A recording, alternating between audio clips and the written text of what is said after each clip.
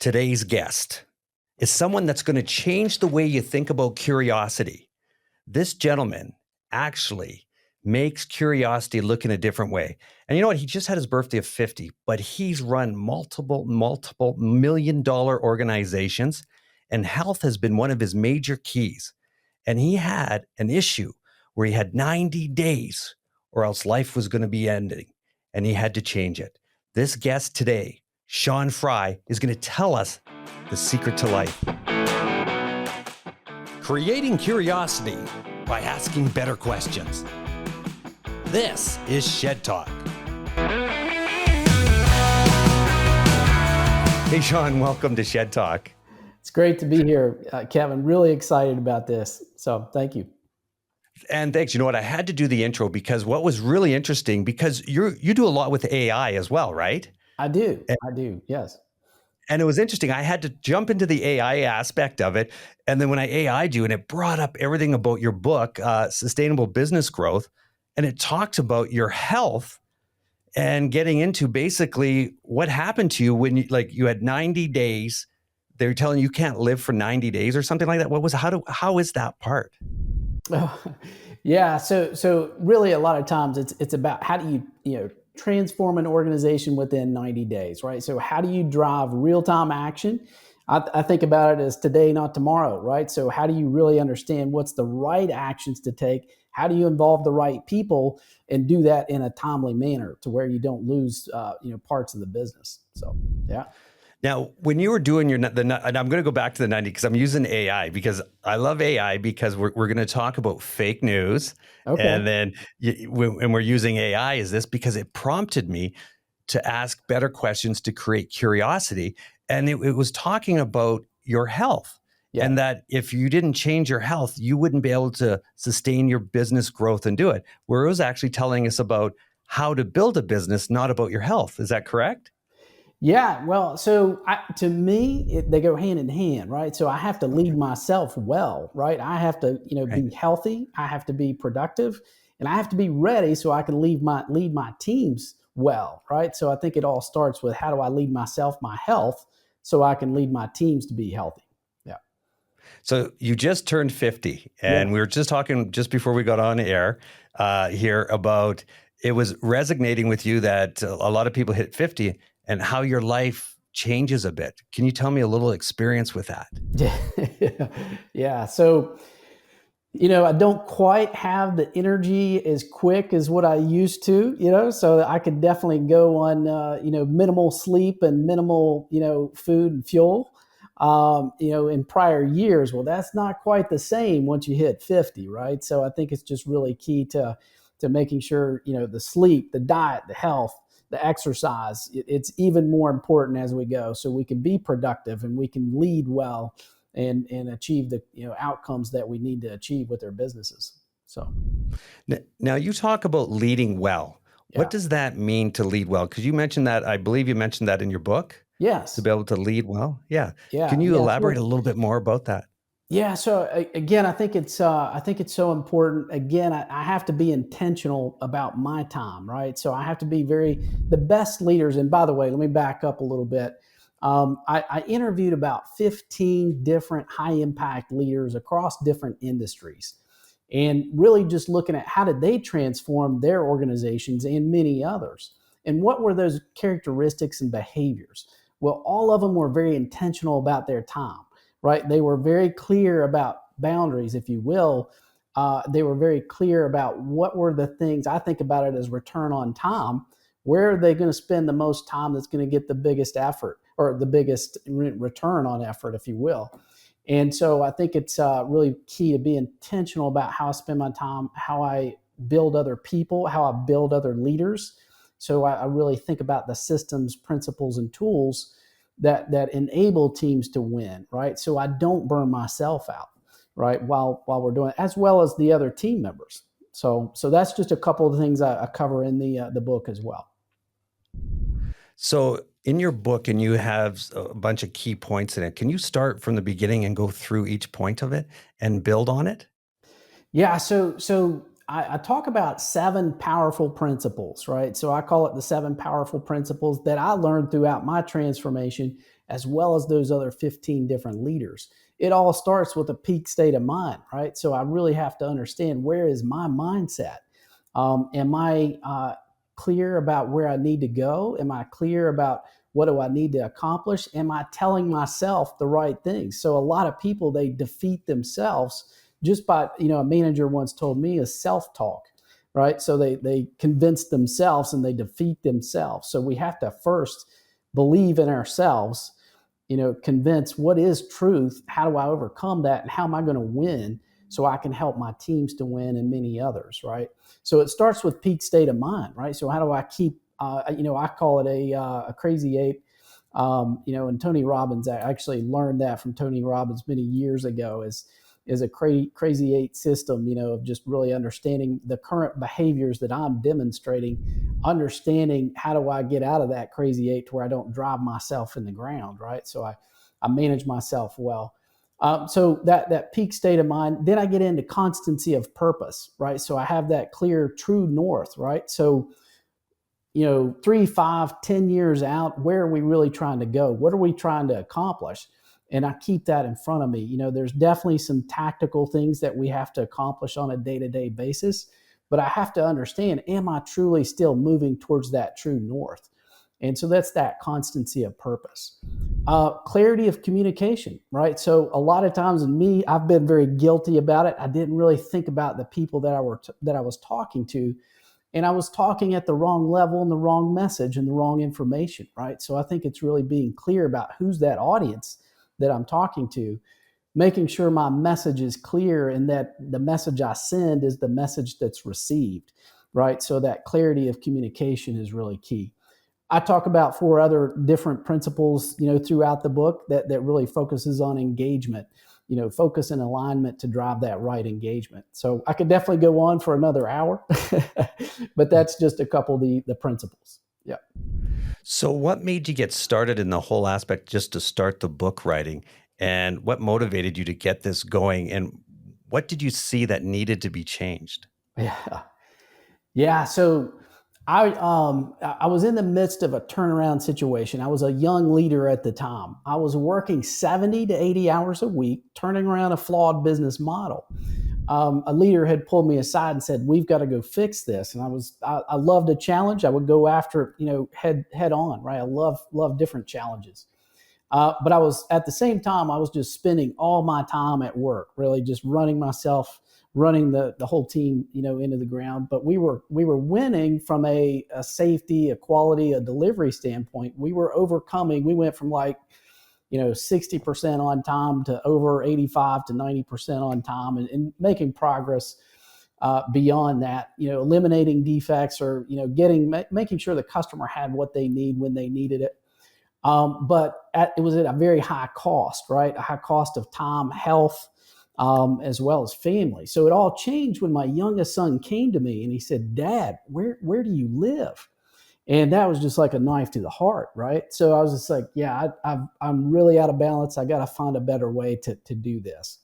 So that's really what happened. Is at the time I was just a young leader, didn't have enough business savvy to truly understand the full flawed business model. I knew there were some metrics that I could really turn around, but to overcome what I would call loss leaders, right? The company had basically accepted too many products at a loss, and so I could not take out enough cost in time, right? I could definitely improve some metrics, but to turn the business completely around, well, there were some other things that had to happen. So that was just some lessons that I learned.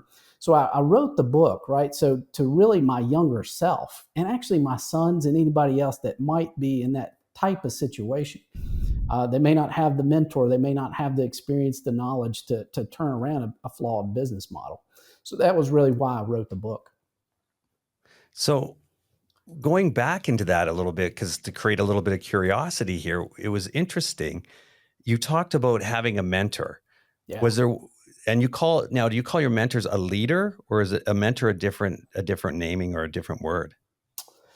Like you mentioned leader. Yeah. So I do think they definitely are a leader in their own right, right? They've been down that path, they've been down that road, they've been through the challenges. A mentor has, right? So they've already conquered those type of challenges. So a mentor, I would just say, is probably a most seasoned leader, if you will, that can definitely guide you. It's just like a coach. It's just like somebody that can step down that path to overcome the challenges and really kind of shortcut some of the lessons learned, right? So you don't have so many failures and that kind of thing. Although, believe me, failure is a great teacher. A good mentor will help you and let you fail in some areas, but they'll make sure it's not catastrophic. So, as a mentor and a leader, is there a place for time and work balance, like a work-life balance? Is there actually a lot of people say, well, I want a balanced life, or, work doesn't give me balance. Is there such a thing? I believe there is. I do believe there is, and I really kind of talk about a perfect day routine, and that's in my book I really just kind of talk about what is the perfect day for you, right, or your audience or your team. So I just kind of think about from a mindset, how much time am I going to spend of just making sure my mind is right? How am I going to make sure I have enough time to make exercise and eat right? Get enough sleep. Different people require different number of hours of sleep. But then how am I intentional about purposeful work, right? So the things that are going to make the biggest difference. So how many hours am I going to make sure that I'm staying focused on that purposeful work? Networking, right? So I've got to really think about carving out how am I building relationships with the right influencers and the right people that can help us accomplish the overall objectives and goals.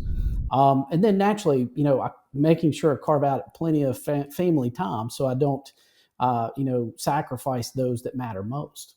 So, So would you say, and you just mentioned carving out the day. So would you say that whole segment that you just said there is all about that day carving?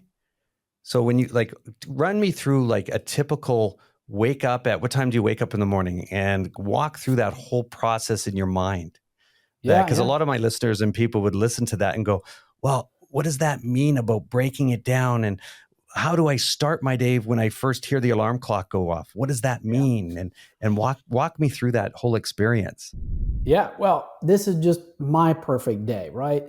I think people would have to really think about for them in their situation, what is their perfect day?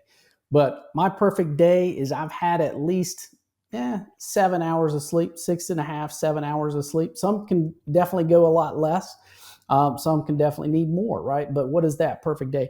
I wake up, I get out of bed, I go meditate. I actually have some prayer meditation time to again try to make sure where's my mind? Is my mind right and on the right things, right?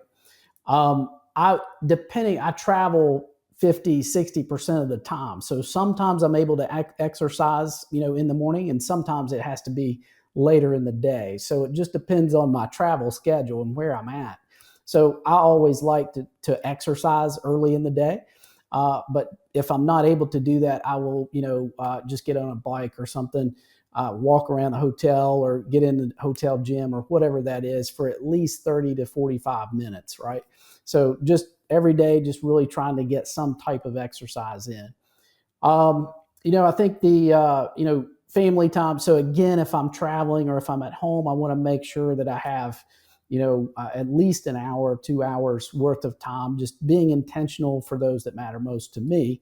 It may be different per person, right? So each person may have, different thing.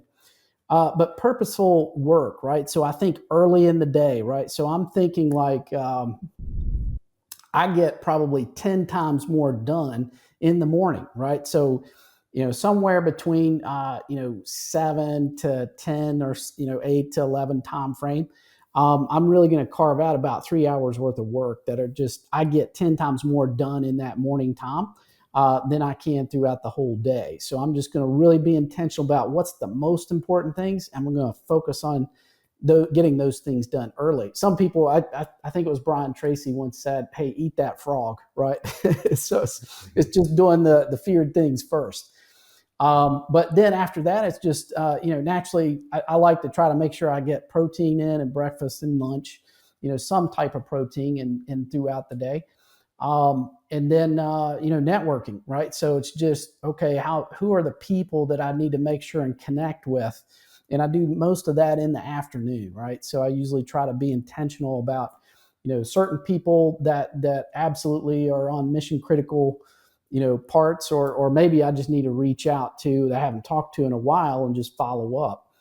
So it's really that networking and social time. I do actually, financially. So you talked about health, wealth. So I do like to trade options, right? So that's something that's fun for me. It's kind of and now's a critical time too, right now, if you think about where their markets are. But I like to take a look at the options and just see where they are. Typically I won't do that every day, but I'll do that at least every other day, and definitely more intentional for a weekly, just depending on the long term, investing that I'm looking at. So that's really kind of a just in a rapid fire manner of some of the Yep. things that I would carve out. Hey, take a minute and smash that subscribe button, and let's get back to the episode. Does that make sense? Oh, it totally makes sense. And that's why I want to go down that again, is that because at the beginning, you started to talk about where you're visualizing, so your spiritual aspect, that you had to be on the right track. Now, Yeah. when you were talking about spiritual, and that can be anything to anybody, but Sure. how do you know if you're not on that track, or to pull yourself on track? Like what is that mindset to say, okay, here I am, I'm up in the morning. Okay, I got to make sure that I'm thinking clearly. So what is that clear thought? And you mentioned it about making sure you're on track. What would be that example of trying to, your mind's over here, but you got to be here with your mindset in the morning? Because you said it a couple times regarding spiritual and your mindset to be Yeah. focused. Yeah. So can you dive a little about that? Yeah, that's a good one. And that's, that's Yeah. 80% of the battle, right? So a lot of the other stuff is tactical, but that's 80% of the Yep. battle. So I think being out of balance for me, again, this is just for me, is when I can tell I am just very anxious, right? So I am just doubtful, so I know that, or I just hear other things that maybe, disbelief, questioning, myself, or that kind of stuff. Then I realize that that's not who I am. I'm not on the right track. I need to get, what's my true north? Let's get back on true north. Let's get that mindset right. Let's get that confidence. This is where we're going. So I think that's really where I know I'm maybe out of balance if my head is not in the right place. So I think it's just really that prayer meditation to calm those inner voices and say, look, this is where we're going. This is what we're doing. Let's get this right. So, yeah. Does that help? And how did you come up? That totally helps, because I wanted to get a visualization of, because when you're thinking about it in the morning, when people wake up and we get up in life, we're thinking about purpose. We need to, every day, oh, here we go again, Groundhog Day. Now, I age myself because I say Groundhog Day versus, was it Tomorrow's Last with Tom Cruise? The kids know that one, where we know Bill Murray's Groundhog Day is getting up and going on that hamster wheel and having purpose, and visualizing what we're going to do to the day, and to make it a great day, because every day is a great day, because we have to, oh, here we go again. No. And a lot of people can't get that first focus of that. What does it mean to be great? Okay, I'm going to have a great day versus it's going to be a crappy day. I can't believe it. And then all of a sudden we follow that mindset to go there. Yeah. So no, it totally makes sense to do that and be focused. You mentioned too, True North. How did you come up with True North? Because you said you're focusing on your true north. Yeah. So I've studied the Toyota production system for 28 years, right? So, and the reason why I studied them is because they're one of the most profitable automakers out there. And that's a lot of what I do at where I work, is really kind of building on some of their production system. But I learned that from them from many, many years ago, of just really understanding the purpose of the work that we're trying to achieve, right? So, what's true north look like? What does the ideal state look like? So what is, just being clear about, this is what my health looks like. This is what I want to accomplish with this business. This is what I want to make sure my family looks like. And just having that clear true north, or ideal state. And so that's really where I learned that concept. Yeah. You know what?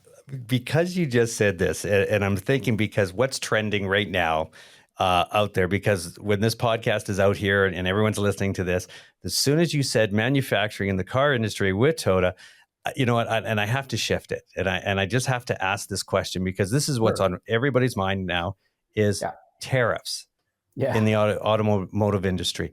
I want to shift right into that right now because that's it. All of a sudden, it's like, wow.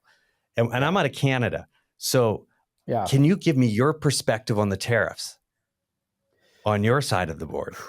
That's a tough one, right? Because that is a tough one.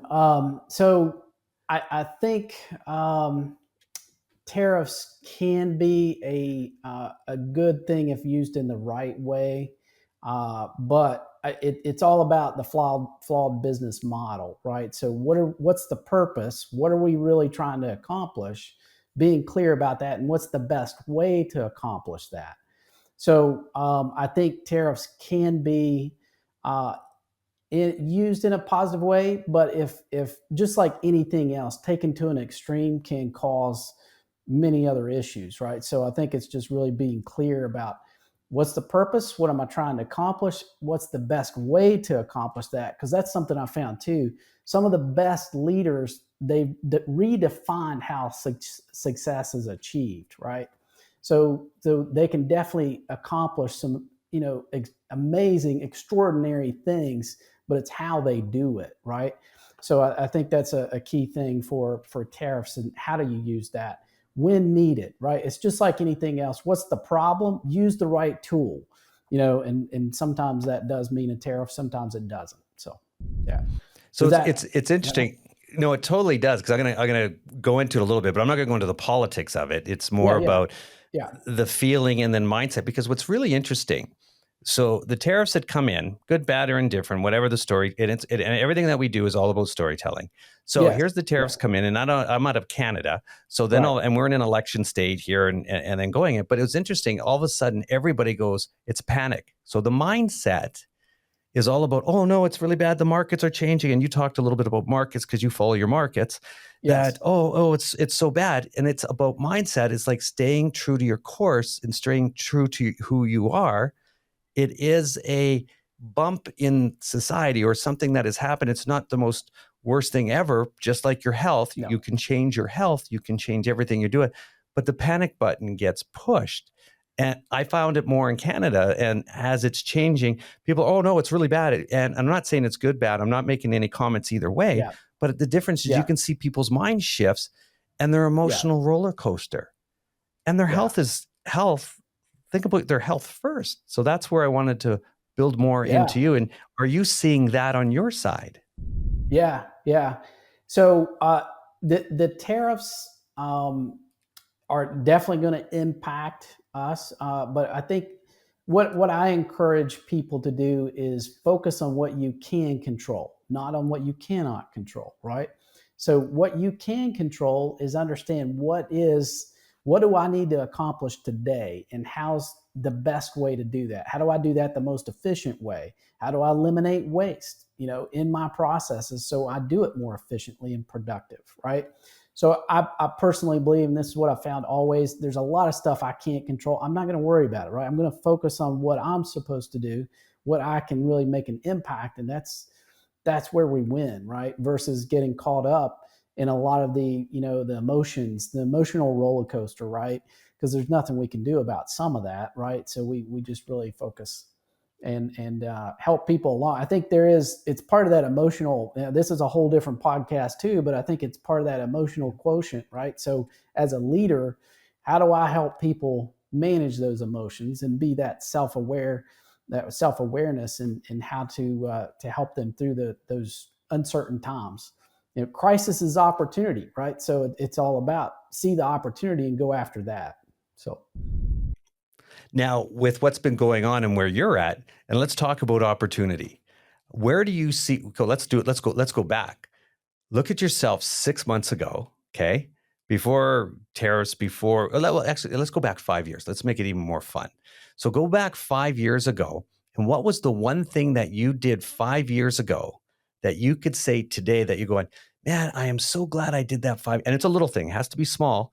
a little thing and say, man, I'm so glad that I did it because it changed my life today. And what's the one thing today that you would start or do that will change your life from 5 years from now? What would that be? Yeah, fantastic. I love that question, man. That's a fantastic question. I actually have got this question on my website before, and so this is how I answered it. So 5 years ago, I was really learning options, right? So I was learning. I always like to learn. I'm curious, right? I'm curious, and I always like to learn new skills, and I challenge myself.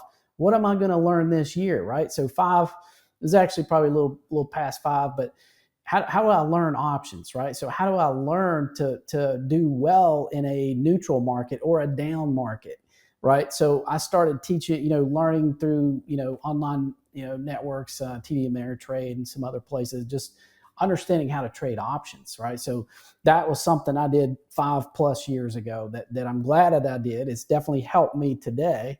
But what would I do today? Well, again, I would just learn more of those type of strategies that are longer term, right? So understand what the opportunities are, understand the signals in the market and or other places, and be ready, right? So I think those people, Tony Robbins once said, winter's coming, right? Winter's coming, so be ready. And so I think that's where most people can win, is if you're learning how to be ready, so when the day comes, you're prepared, to make the difference when it does show up. So, and that's not just markets, that could be health, that could be, anything in life, to really just be prepared, because winter is coming. So, And it's coming from the north down. Yep. yeah, yeah, yeah. It is. But It yeah, gets chilly. So quick question on this part though. And another part is, because you're in the AI, how did you get into the AI aspect of it? Like, AI came, and it's kind of like, when 9/11 hit, right? You say, and yeah, you're going to go, exactly where you were, 9/11, I was doing this. It's that fork in the road, that one moment in time, exactly where you were. And AI is one of those things that I believe it was one of the changes that it got launched, or what it was. Was there a point where AI, it was like, I know where I was when I first saw it, and now you're implementing it into stuff that you're doing? yeah. Tell me a little bit about that. Yeah. So oddly enough, I was learning options, and I was just like, I just don't have time to look at the screens all the time. So there's got to be a more automated way to look at this, right? So I started to learn, AI, learned, some of the, chat bots, or not necessarily the chat bots at that time, but it was really Python and just the coding side of it. I'm definitely no coder, but I learned enough to where I could, I actually created an automated report that would go, pull some of the financial data and actually say, you need to get in here, you need to get out there. And it would actually draw some of the lines. So I pulled some open source code and tried to put that together, right? So that's where I first started. Learning AI was really just trying to figure out a better way to do what I was already trying to figure out or trying to learn. So, yeah. So you were already, so you're practicing coding. I say practicing coding. Yeah. And then was AI already a part? Like, it was already working? So let's say, like, because AI, what is it, 2 years now, 3 years? 3 years. I think it's 3 years. AI has been out for 3 years. ChatGPT, 3 years or two? Chat 1, GPT's 2. 3 years, but AI has been around for decades, right? So it's Oh, really right. Okay. Yes.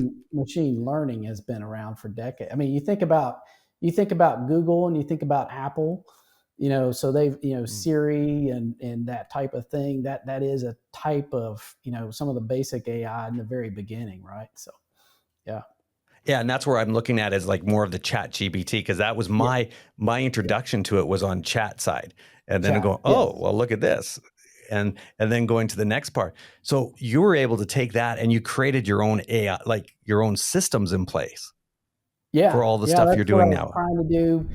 Again, I'm no coder, but I was definitely learning enough of how to pull, open source code to put together to help me accomplish what I needed to accomplish.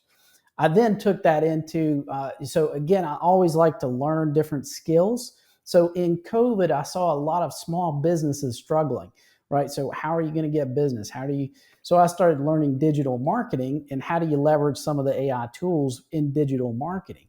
right? So that's another way I started to learn to leverage AI and just the algorithm. So yeah. So if you were to say, what is your number one superpower that you have out of everything that you do, and everybody knows you, your friends, family, relatives, and colleagues, what would you say if someone said, what's your superpower? What would that be? Yeah.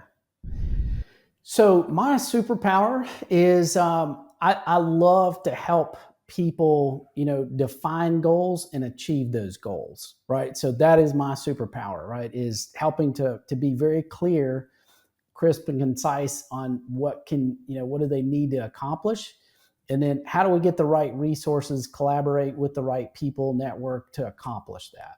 That is my superpower.